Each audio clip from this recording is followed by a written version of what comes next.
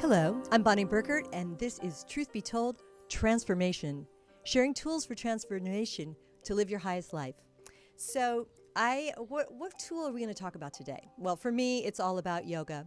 And a lot of times for people, when I say yoga, perhaps you think I'm rolling out a yoga mat and getting into a down dog, my least favorite pose. But no, I'm here. I've invited a gentleman here to talk to us about how yoga is far more than just being on that mat. So welcome, Hey, international yogi, Mark Whitwell. well, international yogini, Bonnie. Namaste, Mark. Mark, I've had the true pleasure of practicing with you at Bhakti Fest and Shakti Fest in Joshua Tree, California. Awesome. Those were some beautiful times there. And again, just for anybody that doesn't necessarily know the word bhakti, it's about devotion. And so I really want to talk to you about the title of the show. I don't know if you knew I called our conversation Yoga, Unique Whole Body Prayer to Life. Wow, thank you. Right? So I think that's something that I found in your writings on your really robust Hey, website. you stole my words. Hang I on a did sec. steal your words, but I want to make that our conversation, Mark, because I think Yeah, that this is a really beautiful way of looking at yoga, and I want to invite people to explore it in a much broader sense. right.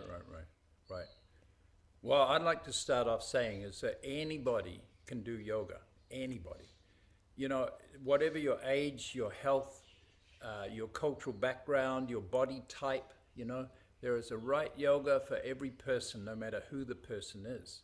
And if it is yoga, it is whole body prayer to life, to reality.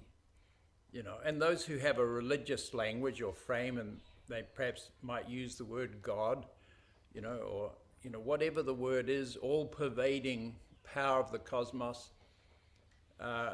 This yoga is direct intimacy with that, direct participation with what our life actually is, and anybody can do it. There is a perception due to the sort of modernization of yoga for yoga to be difficult, some exaggeration, some gymnastics that you do, some struggle, and this is not the case at all. Yeah, this is not how it is.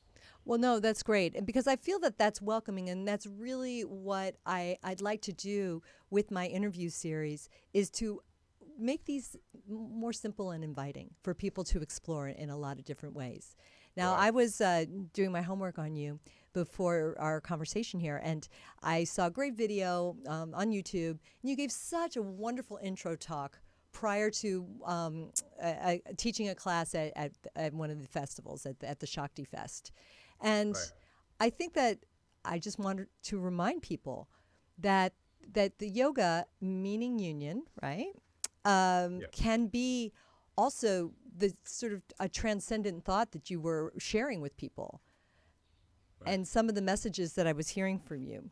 So I'm one of the quotes I had from that talk. I think I got this one right. Is yoga is the journey? No, it says here the journey and the goal are the same. Right. Right. In other words, you see, obviously, there is a great power that is the cosmos, that is the earth, that is life on earth. And we are that power. That's how it is. So yoga, if it's correctly done, is each person's direct participation with that is the power of the cosmos. And at this point in the human situation that we're in, it's insane to ignore that. You know, you could say that humanity has been ignoring it, ignoring that there is a great power that is our life, that is reality itself. Mark, I'm That going to interrupt you really quickly and ask you to help us feel what that power is. Maybe you'd like to give an example. I would say the example would start with breath, Right. correct? Well, that's why I say there's a right yoga for every person, no matter who the person is. And, like a simple movement of the whole body with the breath gives a sense of that power it is so healthy for the body and the mind to have a sense or a participation or to feel the power that is the cosmos, that is our actual reality, you know. And it's no accident that the word in Latin, way back, for breath is spiritus, spirit. The word spirit is the word for breath. And this is deeply in our wisdom traditions, in our religious traditions, not just in the world of Latin, of Rome, but in the world of Hebrew and Greek and Sanskrit in India.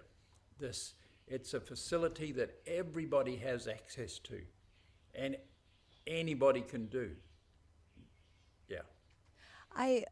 You gave the example of how connecting with the breath and the awareness of our vitality within our beings can show up in other places, such as even if you're taking a rigorous walk, right? So you're feeling it and you're connecting. So I think that's part of it. So I think there's a suggestion of the physicality that goes with yoga and can help us probably open us up that much more to a deeper breath.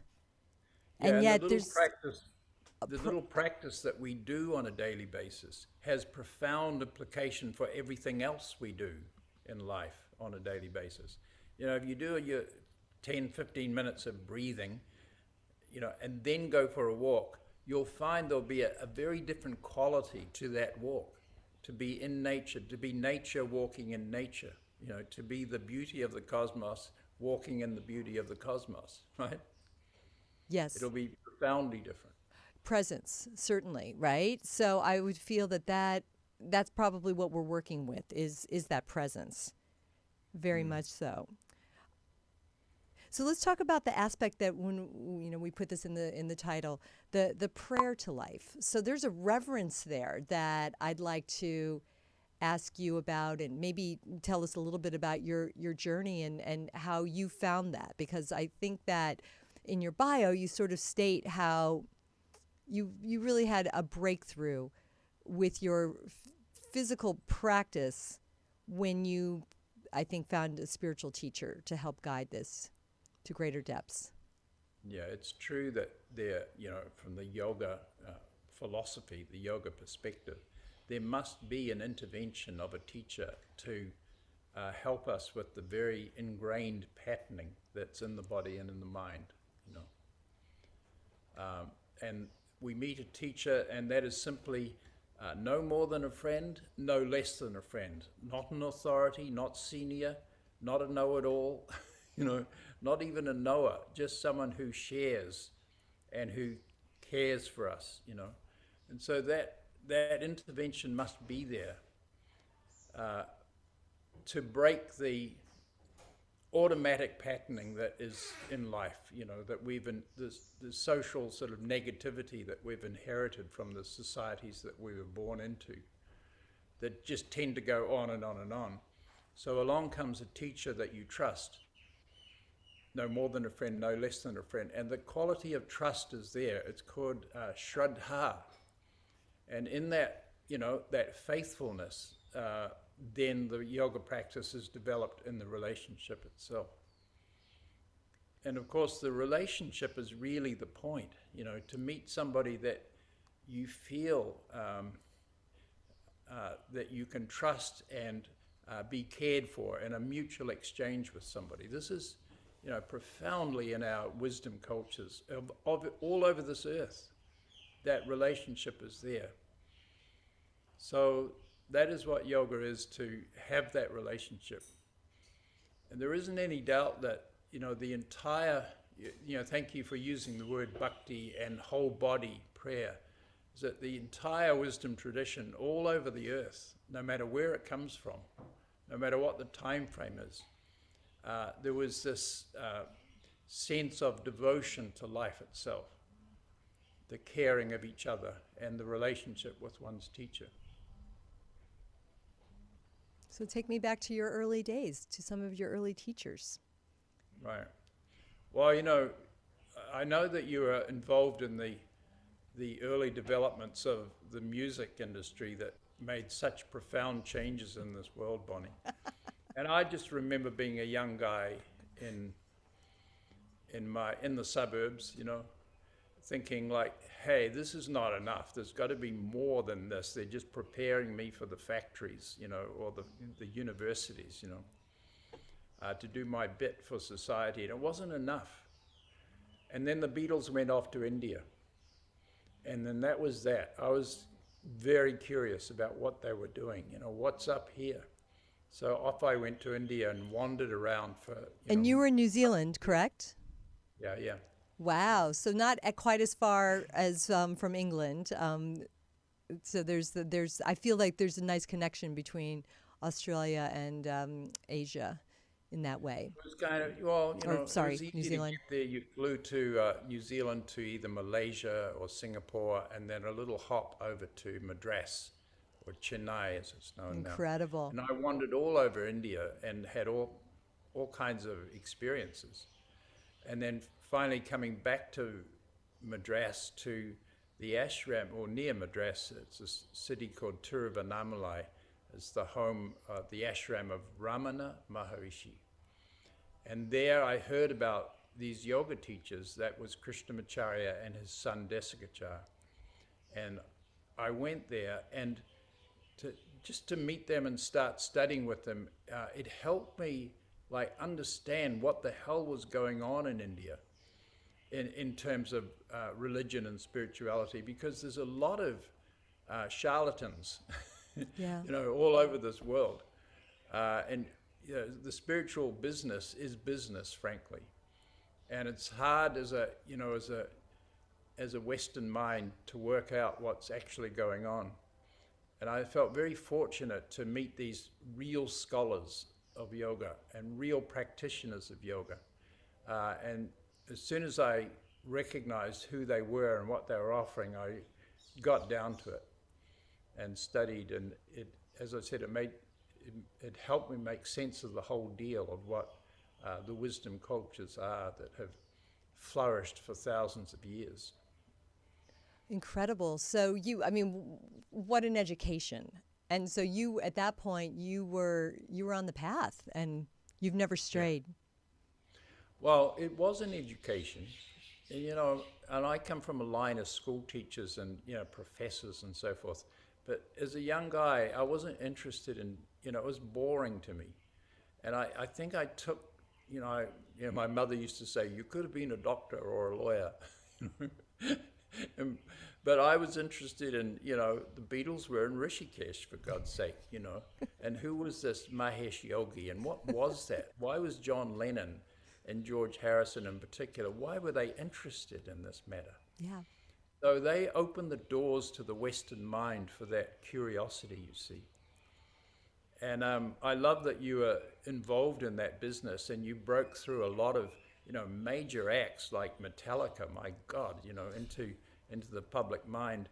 And these people, especially the Beatles, of course, they did a huge work for bringing even the idea of spiritual realization to the Western mind.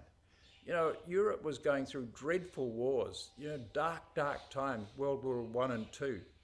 And at that time, there were people, like Anandamayi Ma, the woman sage, Ramana, who I mentioned, Neem Karoli Baba, the guru of Ramdas, Baba Ramdas, and Nityananda, Bhagavan Nityananda, and Shirdi Sai Baba, and on, a lot of, known and unknown people who were in the most sublime state that a human being can be in, and they were there while Europe raged on in its power structures and its terrible situation. Yeah. And yet those world wars gave us the freedom, gave us democracies in the US and the Western democracies to go to India and make that study. I'm so admiring of people like Richard Alpert Ramdas, who went there and basically were the pioneers of gathering this information for the first time. for the first time, and bringing it back into the West. And it's a project to bring this knowledge. You said, yogis are the new rock stars. Well, sounds a bit glib, but I like that statement. The music industry didn't quite do it for us. It opened the door. I mean, it's interesting because I did have a conversation on another talk, and it wasn't yoga related, but it was definitely in terms of higher consciousness and how a lot of music, it started in the late 60s, right? The psychedelic era, and then into the 70s. Yeah. And there were some very interesting higher concepts that I think opened our minds. I mean, even like a band like Rush, for example, I don't know if you ever knew them, but Absolutely. Closer to the Heart. I mean, you ever listen to those lyrics? I mean, they are heart opening, and the truth got spoken, or the truth got sung in spiritual poetry that came on the wings of rock music. Thank God for Elvis Presley for bringing black music into a white audience. And John Lennon heard that and said, my God, that's what I want to do. I want to be like that. And there's this earnest attention.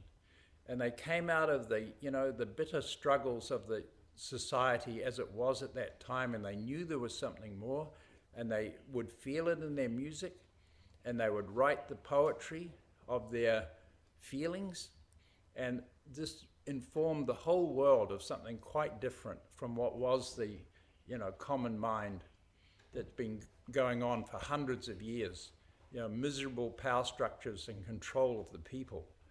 And so something woke up in the early 60s and onward. Elvis got going in 1963, big time, and then on it went. And anyway, so we were informed of that. I was certainly informed in my life of something utterly beautiful, beyond what the society was dishing up to me as a young person, But now I feel we need the practical means for each person to actually do this, to actualize the beautiful ideas that's in spiritual poetry, that's in sacred text. Yeah. so this is great, by the way. I mean, this is really big, and you're. I love it when I have a conversation and it takes me to a whole nother level of understanding and awareness. So thank you for that kind of talking about music and how that was an opener, right? For a certain generation. And I mean, I'm going to say that I think that yoga, and we're talking the physical practice of yoga. Yeah. I think that's also it's taking it to another step, because I think in that way, I know we're talking about how yoga doesn't have to be about the physical practice, but say that it is, if nothing else, just the breath. But getting down on the mat, even if you're just doing a savasana, to be that, to lie in that corpse pose and be that vulnerable that you can just lie on your back and fully release.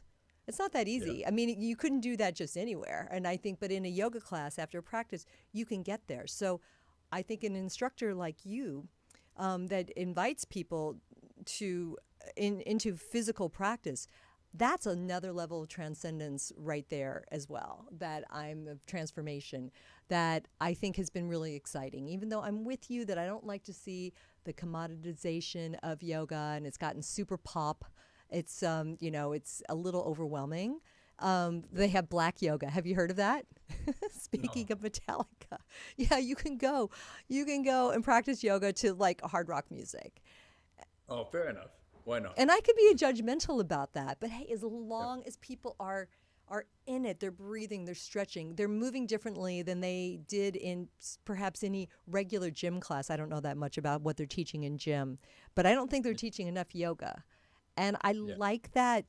I like that sensuality and the stretch even, and the relaxation that we can get from that. So maybe that's the next wave, right? We've gotten people into their heart and into their breath. So maybe now helping people actually move can get us into a different form of awareness, relaxation, awareness, presence.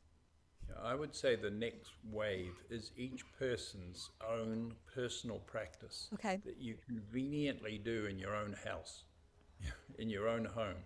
This is where it's got to go. And that you do your yoga, not somebody else's yoga. And, you know, the industry is nice. It's brought attention to yoga, but it tends to be you're doing somebody else's yoga. You see, you're doing somebody else's patterns. And when you learn the breath, and especially the union of the inhale with the exhale, of your whole body strength that is utterly receptive, you see, inhale, exhale, then something happens. And it's really easy to do. You know, I go back to that statement, there's a right yoga for every person, no matter who the person is, that is their direct embrace of reality itself. Whole body prayer to life, what life actually is. And anybody can do this. So this was the work of Krishnamacharya, is bringing those principles through from the wisdom traditions. You know, they flourished for 1,000 years, from the 5th to the 14th century. And it was each person's, you know, it was the practical way. The practical means that you could actualize the beautiful ideas in sacred text. You know, the utterance of spiritual realizers that got written into sacred texts, like the Bible, like the Quran, you know, like the Torah and so forth. And the yoga has always been the practical means by which you can enjoy that beautiful poetry of wisdom culture. To embody it. Embody it. And by the way, be it because we are it. Well, Everybody is the power of the cosmos, you see. Yes. Yes. And you know, these beautiful, beautiful people like, you know, Jim Morrison, you know, who died tragically and too soon, Jimi Hendrix, who died tragically and too soon, Janis Joplin, same, you know, Kurt Cobain, soon, you know, too soon, Prince, too soon, Michael Jackson, too soon, John Coltrane, too soon, Miles Davis, too soon, you know. And I just feel if they'd had a education early in their life of how to move and breathe and not have to take stimulants from alcohol to everything else to feel okay, you know, this would make and I say this is the new wave. This is what the world needs now, for even to survive, you know, for humanity to come through this situation that we're in, is each person's daily whole body prayer or whole body participation in reality, life as it actually is, which is obviously a great power. Reality, our own life, our own body. Who could make a human body? Like, what is that? What is the breath, you see? Sure. And anybody can do this. You don't have to have any skill whatsoever. It's, you know, totally egalitarian. And this is what I feel we need to bring through into our earth, even for us to survive. So that's my statement. Here's another quote that's fabulous. No, I love that, and it brings so much forth for me. I want to see if I can get a quote from you. Breathe more than you want to. Breathe in. Go ahead, say it more for me, Mark. You know where I'm going with this. You got it. I love you.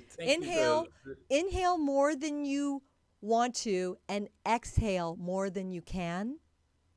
Yeah, more than you, something like that. Yeah, it's a good statement, including the pause after inhale and the pause after exhale. Yes. You know, inhale and pause, a little more than you had intended to.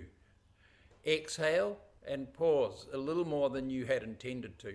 And something, not such a long pause that then the breath gasps. You know, you keep an even flow of inhale with exhale. And you see what asana is, posture, is you're using the whole body anatomy, the strength of the anatomy, to engage the breath and to therefore empower the breath, enhance it, participate in the breath as the whole body, make the inhale and the exhale longer, see? And then there's this beautiful thing where you pause after inhale, pause after exhale, and the 4 parts of the breath. This is very powerful. as I said, it was deep in the traditions of wisdom culture for 1,000 years, very much so. And then it got lost, and India got corrupted by male orthodox power structures and using spiritual wisdom as an authority and public control. You see, that's what happened. And these wisdom cultures where there was no hierarchy, there was no control on the public, but just it was a sincere life, a culture of empowering each and every person to be in their life as what life is the power of the cosmos. It is the actual factual case. It's a fact. You are the power of the cosmos. Everybody listening to this, it's an actual fact. They are the power of the cosmos. The body is that. The breath is that. Life is that. Sex is that. This beauty that is reality itself is everybody's already the case. See, yoga meaning union, it's a good word, but I just want to point out the union has already happened. Life is a unity. That's what life is. Yeah. Mark, let's mention your book, Heart of Yoga. Right. And it's also a podcast now too. Right.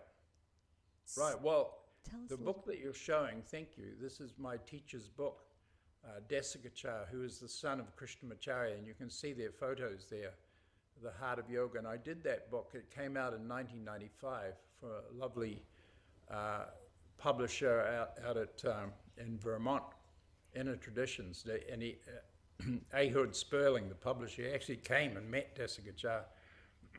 I said, hey, you've got to do this book. And I said to Desikachar in about 1991 or something, the public don't have access to your father's teaching. And, Krishnamacharya, who was the teacher of Iyengar and Pattabhi Jois, who had made yoga famous all over the Western world, but they were missing out on the actual principles of individualized personal practice. So Desikachar said, well, please, if you can do something about this. And I said, well, there must be a book as a starting point. Yeah. How to adapt yoga to the individual needs of every person, no matter who the person is, as well as the culture of each person. If somebody's a Christian, this whole body prayer to life in the framework of their religious tradition is very important to have yoga. Or Buddhist, or Hindu, or Jewish, or, the list is long. Atheist. Atheists need yoga to feel better. Right. Right. So we got the book out, and that's essentially a summary of Krishnamacharya's teaching. And what I say is that these principles need to be included in all the yoga that's been popularized in the yoga industry in the last 2 or 3 decades. And it's very helpful to everybody, whether you've done yoga before or you have a background in yoga. Put these principles that the teacher of the teacher actually gathered from the pre-14th century wisdom traditions, and bring them through into your yoga, and something happens there that changes it to, as I said, this direct participation in what the cosmos actually is, and the truth that is always already there, already the case, everybody's situation. And it's not a struggle to get there, it's not a search, it's not seeking for something that you imagine that you don't have, because you do have it.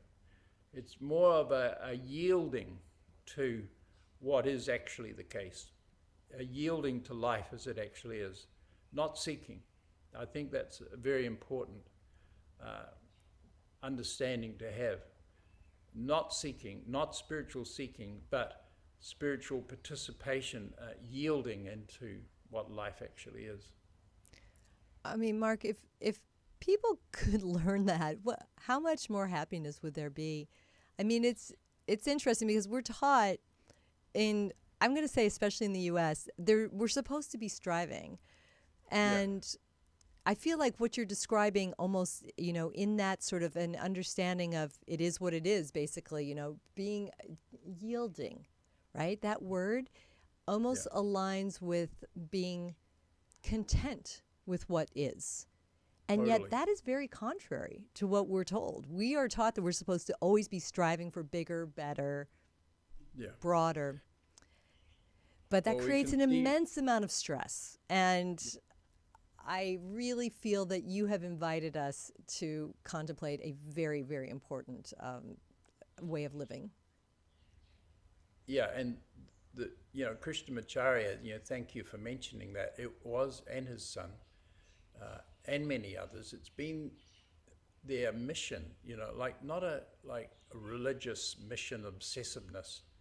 It's more like just a sensible mission to get this information into the world, to get it into the hands of every individual everywhere, And so this is, why we, we're called the heart of yoga, why we work so hard to get it out into the world. And, like everything else, it must be adapted to each individual, including the culture of each person. And we know this to be what's needed to save this world. Because as we've seen, the striving hasn't worked. The striving creates overproduction and, climate chaos, raping the resources of the planet, It hasn't worked. And religious striving hasn't worked because that dissociates humanity from our actual condition. The seeking for some sort of God as other, some higher power somewhere else, that hasn't worked. It's created a mass dissociation.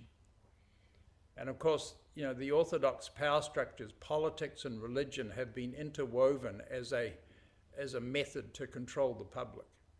And that really got going big time after the 14th century. And it hasn't worked. Somebody said, a beautiful statement, religion is not seeking for God. Religion is participation in God. And here is God, the cosmos is not elsewhere, Not Amazing. even the cause of this body. It is this body. It is everybody's life, It is what is. That's what is. The power of the cosmos is what is. I am that, you are that, everybody listening to that is that. And there's this beautiful, ancient physical wisdom of how I participate in that through whole body moving and breathing. Aho. I want to apply that to another quote that I listened to in one of your talks. And it was about meditation. Right. You cannot meditate. Yes. Yeah, that's, I mentioned seeking. The meditation has been turned into a product. Even mindfulness is a product, you see. And it's a struggle in the mind to be more aware or something, or just to be awareness itself relative to all conditions, to all objects. And it's kind of a lovely idea to be awareness itself. But the mind can't do that. No struggle in the mind. And in fact, you're trying to meditate, you're creating a personality, you're creating a mind that's trying to meditate, right? Right. So there is, of course, such a thing as meditation, but it arises naturally as a siddhi, the word. The siddhi is a natural power or a natural gift that just comes to you. And it comes to you through your yoga practice, your whole body direct intimacy with life as it actually is. That when you link the breath to the whole body, the mind automatically follows the breath and goes back home to its source, which is life itself. And the mind becomes clear. And then meditation, what we call meditation, then just arises spontaneously and naturally and easily. And when people understand that, then they can make their yoga practice their priority, not sitting trying to meditate. This doesn't work and usually creates a kind of a dissociation from life, trying to do that. That's incredible. I mean, that is, I think a lot of us that do work in meditation, listen, just that There word you go. itself says it all. That we attempt, another word, uncomfortable. It can be really far more. I a couple of thoughts. I mean, one, yes, I agree with you that there is a disassociation just by the mere fact of the trying to meditate is going to make it hard to achieve what we're trying to achieve in meditation. Yeah. And the other thing I'd like to say around that also is that I think it just goes to saying how meditation can be found in other forms. It doesn't have to be, again, the practice of what we consider to be, a physical yoga. It could be happening on a surfboard. It could be happening while you're gardening. It can be happening while you're brewing the perfect pot of herb tea that you've just harvested. So I think that's really important. Again, we're sharing tools here, right? We're sharing tools for people to find their truth. And this is what you're saying. I mean, the truth for somebody is very individual, very unique. The truth is already always the case, and each individual is that truth. Each person is an utterly unique appearance of that truth. Their body, their person is the appearance of reality itself, you see. And as I said before, is that if you do a little bit of yoga, 10 or 15 minutes, maybe longer, but 10 minutes does a lot. Then all activity, like the beautiful one, you're making a pot of herb tea. Hey, could it be coffee? Why not? Sure, Make a pot I agree. of coffee. Do the dishes, go surfing, go to work. Save the world. I don't know about the dishes part, but I'll try. Yeah, well, sometimes you have to go to work, save the world, get the job done. Save humanity, feed the people, clean the planet. These things have to happen, and they will happen in a sort of a smooth continuity of intimacy with life. And this great thing that is meditation spontaneously arises when you do your moving and breathing that came from these wisdom traditions. See, it wasn't a struggle. Meditation is, you ask people honestly, and because it's sold as a product, it's commodified, and so now everybody thinks they should be meditating. And usually there's a sense of failure, their inability, this damn mind, that won't stop its dissociation with all kinds of irrelevant worries. Like Mark Twain said, I've been worrying everything that I've been worrying about all my life didn't ever happen. Like that. Brilliance. They come in many forms. This has all been brilliant, Mark, and I thank you so much, and I invite everybody to check out your website, heartofyoga.com, because Mark also does interviews, very, incredible, a number of talks. So you can find him there. He's got a couple of different books, right? So we mentioned the book, Heart of Yoga. I did my own book. See, I did Desikachar's book, then I did my own book, Yoga of Heart, the reverse of those words. Okay. And I've got a very, special one. It's God and Sex. Now we get both. Yeah, tell. Yeah, it's deeply, it reflects on the traditions of the the ancient world before male dominance had been invented. Where man and women were, of course, equal and opposite, and one empowers the other, whether it's same sex or opposite sex intimacy. And this, our negativity around this matter and the vulgarity around it is, a deep, deep human problem. Yeah. And we address this, that there must be completely life-positive participation in our own reality and all aspects of it. So I put that out, God and sex, now we get both. And just most importantly, I'd like to mention that if anybody is moved by this conversation and they want to try to see for themselves about having their own practice, then we have immersion courses. One's called Immersion into the Heart of Yoga Personal Practice, and the other is Yoga for a Better World. And it's online, it's on heartofyoga.com, and people can start really exploring what we're talking about here, in their own, actual life. And this is what I'd recommend most of all. Wonderful. I look forward to checking it out too. Thank you. Mark, you, thank you. This has been so enlightening in so many different ways. And again, I really appreciate you kind of tapping into some history of music as we look at the history of consciousness.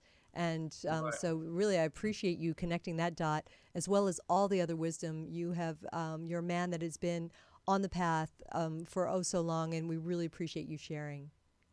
Well, I appreciate you doing your homework, as you said. It's so lovely, and it was great meeting you at Bhakti Fest.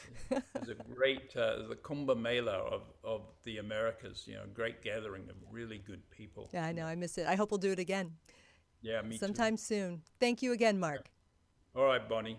Thanks And for all of you, thank you for listening. Again, we're really just trying to uplift here. My name is Bonnie Burkert. I'll remind you that we have shows on Mondays with Robert Hensley, the Minuteman Report. That's 3 p.m. live, 3 p.m. Pacific. And, of course, Tony Sweet, Truth Be Told, every Friday, 3 p.m. live. So be sure to check out what both of them have to speak about. I will see you with a new episode each Wednesday. Please share if you care. And until the next time, be well. Namaste.